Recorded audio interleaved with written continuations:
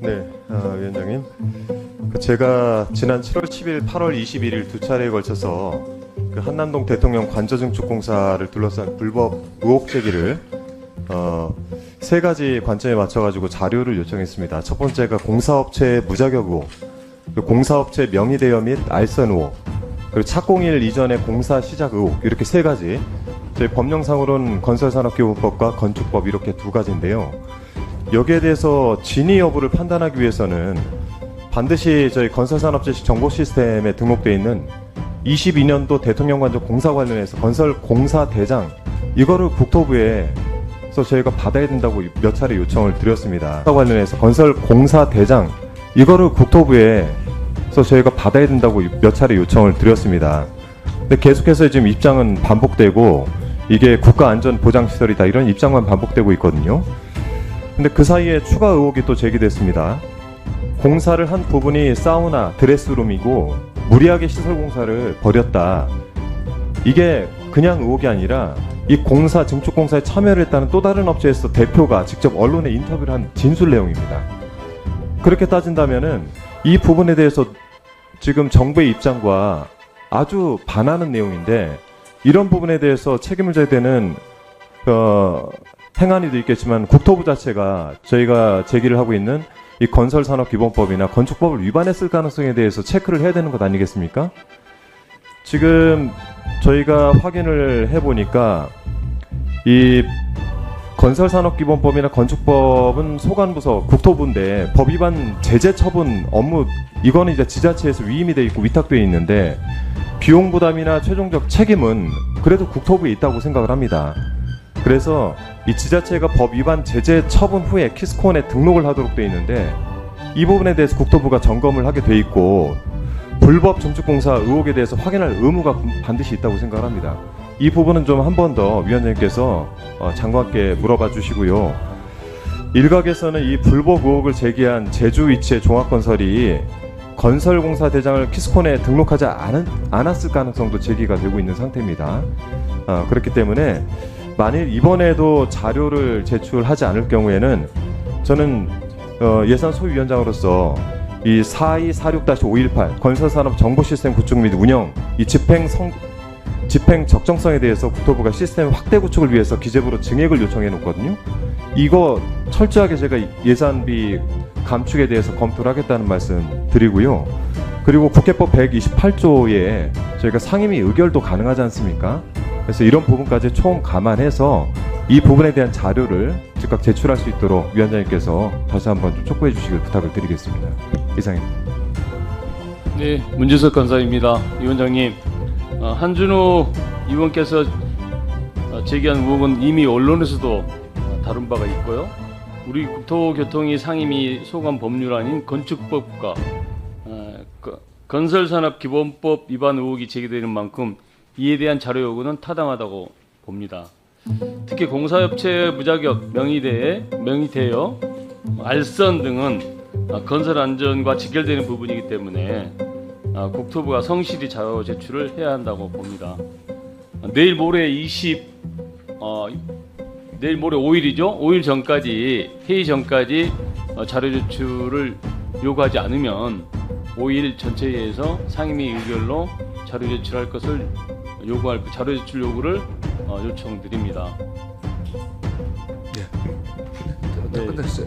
저 장관님, 지금 한준호 의원이 계속 요구하는 자료는 건설산업정보시스템 상에 등재되어 있는 자료를 어떤 건지 좀 요청하는 건데 그것이 이제 등재되어 있는지 아니면 등재되어 있다면 어떤 내용으로 등재되어 있는지를 요청하는 거거든요.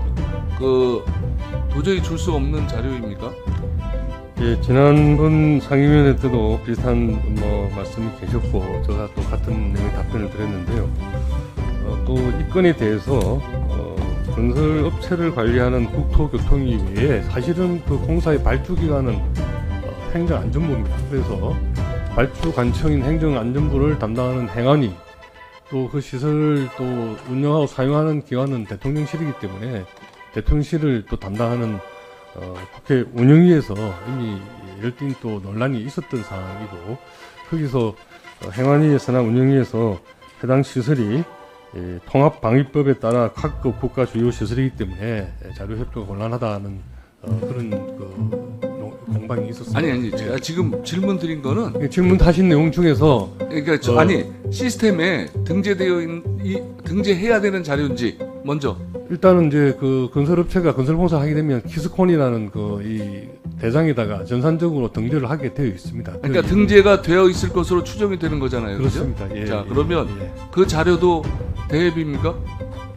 당연히 이제 대상 시설물이 그 등재한 내용에 어떤 공사를 했고 무슨 내용이고 이렇게 나오기 때문에 그 자체가 국가보안시설 각급 주요 시설에 대한 자료는 공개하지 않는 것이 원칙으로 통합방위법에 비밀로 관리하도록 그렇게 되어 있다고 합니다. 그래서 자료 제출이 어렵고요. 아까 해당 업체의 그 공사를 제대로 했는지 신고를 제대로 했는지 하는 것들은 건축법상의 사항들인데 그거는 이 업체에 대한 관리 감독 기관 권한이 등록 업체에 대해서는 등록지라고 추정되는 제주도나 또는 공사를 한 건물이 소재하고 있는 용산구에 위탁되어 있는 사항이라서 국토부가 관여할 지금 단계에서 관여할 일은 평균도 관여할 일은 아니고요. 다만 아까 말씀하신 키스콘이라는 이 건축공사 대장은 저희가 전산적으로 지원도 하고 관리를 하고 있습니다. 근데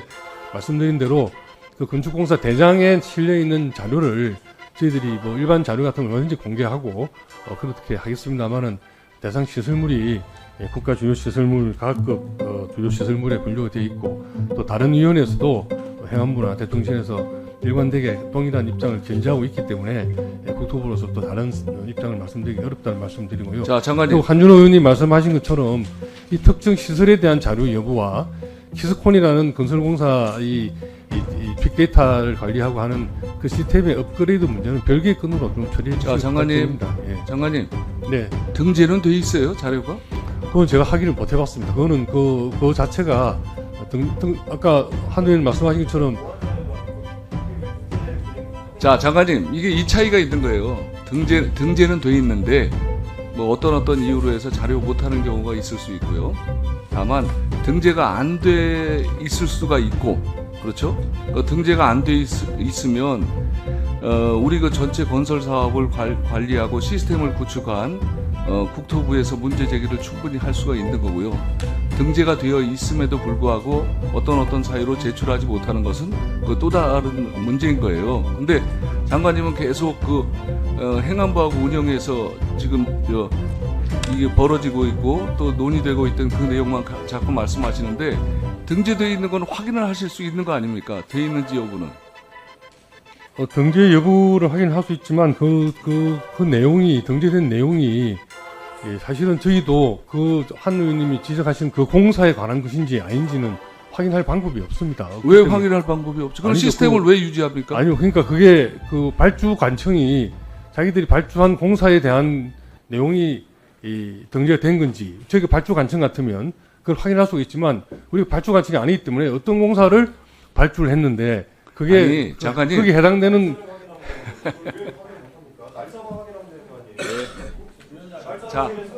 자 이렇게 하겠습니다. 아닙니다. 그게 애매한 부분이 있습니다. 날짜만 아니 저 의원님 제가 뭘 시간을 씁니까? 저 궁금한 걸 물어보는 거지.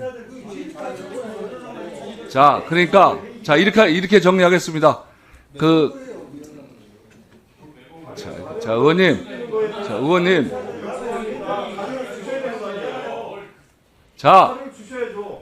가만히 있지. 자 이렇게 하시겠습니다. 어떻게 하냐면 양 간사께서요. 지금 이제 흐름을 지금 다 들으셨잖아요. 그러니까 이게 요청해서 저희가 받을 수 있는 제가 그걸 결론을 내려고 하는 거예요. 그 자료를 받을 수 있는지 추가적으로 한번 논의해 주셔서 그 결론을 가지고 회의 말미에 어떻게 할지 그 조치를 하겠습니다.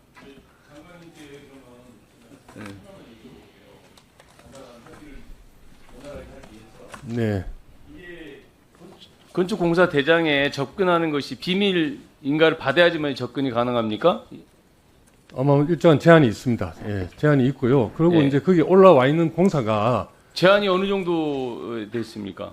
공사 내용을 묻는 게 아니잖아요, 지금. 예, 그러니까 제한이 일정한 제한이 건설 있는데 업체에 대한 정보를 요구하는 건데 자꾸 장관님께서는 공사 내용을 가지고 답변을 하시기 때문에 이게 서로 요구하는 게 다른 거예요.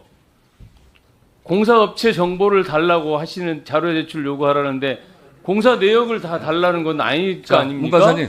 자, 문과사님. 그러니까 그런 이렇게 부분들은 자 비밀로 할 수 있는 부분들 비밀로 하셔도 좋은데 네. 공사 정보, 공사업체 정보라든가 이 업체가 무자격이 업체인가 아니면 언제 이게 공사를 시작해서 언제 그러니까 착공해서 언제 저희가 끝났는지 국토부 이런 장관이 정도는 사실 비밀이라고 할 수 없잖아요. 국토부가 알 수 있는 것은 자, 장관님. 어떤 공사를 누가 알겠습니다. 했는지 장관님, 그걸 저희가 이렇게 하세요. 발표 기한이 아니니까 모르지 않습니까? 장관님. 예. 시스템을 운영할 필요가 없는 거예요. 그러면 그러니까 이렇게 하시자니까 간사 간에 협의를 할 때 국토부도 정확한 정보를 주셔가지고 판단할 수 있도록 해주셔야 됩니다. 왜냐하면 장관님 말씀대로 하면 시스템을 운영할 필요가 없는 거죠. 근데 시스템하고 이 저 특정한 정치적인 의미가 있는 내용하고는 예. 예. 자, 한 의원님, 저 간사들 간의 협의를 일단 맡기시고요. 자, 자료 요구하실 의원님 더 계십니까? 여기서부터 잠시만 주목해 주시기 바랍니다. 제가 구독자분들을 위해서 깜짝 선물을 하나 준비했는데요. 제가 항상 여러분들께 뭐라고 말씀드렸나요? 뉴스만 평소에 잘 챙겨보셔도 돈이 된다, 돈을 벌 수 있다라고 말씀드렸는데요. 자, 여러분들 여기 보이는 각종 뉴스, 코로나 유행 사건, 러시아 우크라이나의 전쟁, 엔비디아의 실적, 트럼프와 김정은의 관계 등등과 같은 뉴스를 보게 되면 여러분들은 어떤 생각이 드세요? 그냥 뉴스만 보고 끝내는지, 아니면 이 뉴스를 어떻게 이용할 수 있는지 이 부분을 고민하고 계시는지를 되물어보고 싶습니다. 자, 그 이유가 뭐냐 하면 제가 지난 1월 여러분들께 뭐라고 말씀드렸나요? 지금은 반도체 산업에 관심을 가져야 한다. 뉴스만 보고 그냥 넘기지 마시고 한번 투자 쪽으로 고민해 보셔야 한다라고 말씀을 드렸습니다. 그리고 나서 이런 썸네일을 유튜브나 뉴스를 통해서 많이 보셨을 텐데요. 이런 반도체 산업이 이슈가 되었을 때 부자들은 어떻게 생각한다고 했나요? 반도체와 관련된 투자 수단은 뭐가 있는지, 어떤 주식이 가장 좋은지, 어디에 투자해야 돈이 몰리는지 자연스럽게 생각한다고 제가 말씀드렸죠.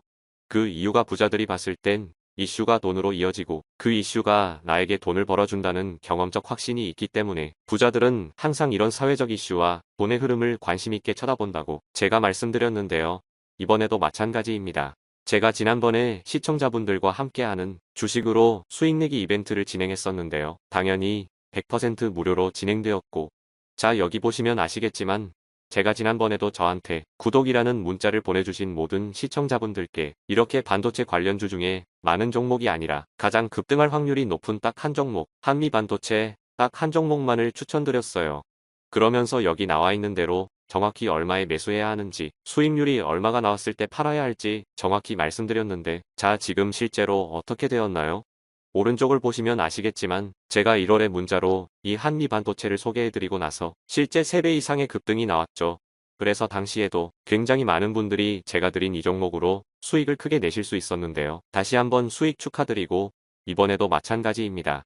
최근 우리나라뿐만 아니라 국제정세가 매우 불안정합니다. 과열된 AI 이슈와 함께 채권 가격과 일본 엔캐리 트레이드 청산으로 휘청거리고 있는데요. 이제 하락장의 초입으로 다양한 징후들이 나타나고 있습니다. 이제 본격적으로 금리 인하와 함께 하락이 더 심해지면 일반 개인들은 결국 더욱더 시장을 외면하고 가장 싼 가격에 울며 겨자 먹기로 손절하기 마련일 텐데요. 사실 역사적으로 이런 시그널이 있을 때야말로 좋은 주식을 저점에서 매수할 수 있는 절호의 기회입니다. 즉, 좋은 주식이 시장 상황 영향에 따라 어쩔 수 없이 떨어질 때를 적극적으로 노려야 한다는 거죠. 자, 그렇기 때문에 제가 이번에도 뭘 보내드린다고요? 지난번과 마찬가지로 대박이라는 문자를 보내주시면 제가 이번 하락장에서의 보물, 추후 주가가 가장 크게 급등할 한 종목을 구독자분들에게 문자로 종목명과 사고파는 시점을 모두 알려드릴 거예요. 그래서 여러분들이 주식으로 돈 버는 연습을 한번 해보시라 이렇게 말씀을 드리고, 혹시라도 나는 주식을 하지 않는다 라고 하시는 분들은 주변에 주식하시는 분들께 추천해 주셔도 되고, 연세가 있으신 분들은 자녀분들에게 한번 이걸로 수익을 내보라고 이렇게 조언해 줄 수도 있으시겠지요. 그래서 지금 이 영상을 보시는 시청자분들 중에 나도 이번 종목이 궁금하다 하시는 분들은 누구나 상관없이 어느 시간대나 상관없이 부담 없이 이렇게 위쪽 상단에 제 번호 남겨두고 있습니다. 제 개인 번호 010-2803-3347인데요. 지난번처럼 대박, 이라고 보내주시면 제가 이번에도 똑같이 무료 추천 급등주 문자를 보내드리겠습니다. 그래서 제 번호 010-2803-3347로 문자 보내주시면 여러분들이 직접 이슈를 통해서 돈 버는 연습을 해보실 수 있는 것이고, 제가 돈을 받는 것도 투자를 대신해드리는 것도 아니니까 부담 없이 신청해주시면 되는 겁니다. 그리고 수익이 나면 저는 다른 것은 바라지 않습니다. 제 채널에 구독, 좋아요 한 번씩만 눌러주시라, 이렇게 다시 한번 말씀드리겠습니다.